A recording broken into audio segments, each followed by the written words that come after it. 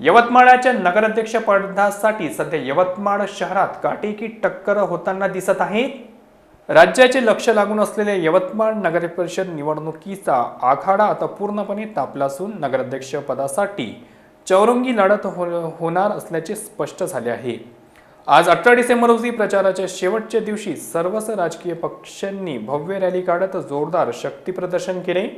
येत्या 20 डिसेंबरला मतदान होणार असून या निवडणुकीत आजी माजी मंत्र्यांसह खासदार आणि आमदारांची प्रतिष्ठा पणाला लागली आहे।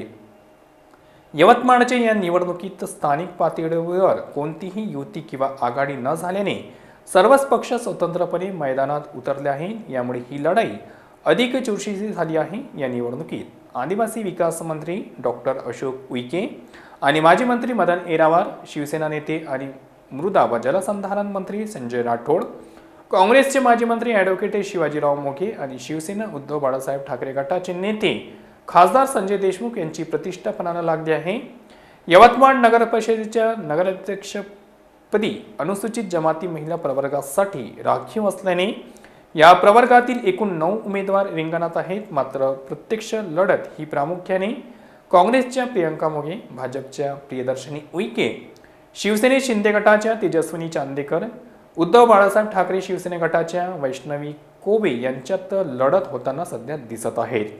तर बसपच्या मनीषा तिरनकर आणि 4 अपक्ष उमेदवार पूनम मडावी, सुनीता मडावी, हर्षनाथा मडावी आणि पुष्पा केडाम देखील आपले नशीब आजमावताना दिसत आहेत। येत्या 2 डिसेंबर रोजी होणारी ही निवडणूक स्थगित झाल्यानंतर आता येत्या 20 डिसेंबर रोजी मतदान पार पडणार आहे। आज प्रचाराच्या शेवटच्या दिवशी यवतमाळ नगरीत सर्वच पक्षांनी आपली पूर्ण ताकद झोकून दिली होती। शहराच्या प्रमुख मार्गावरून काढण्यात आलेल्या रॅलींनी वातावरणात मोठी चुरस निर्माण केली आहे। येत्या रविवारी म्हणजेच 20 डिसेंबरला होणाऱ्या मतदानाकडे आता संपूर्ण जिल्ह्याचे लक्ष लागले असून यवतमाळच्या नगराध्यक्षपदाची माळ कोणाच्या गळ्यात पडते हे पाहणे आता महत्त्वाचे ठरेल।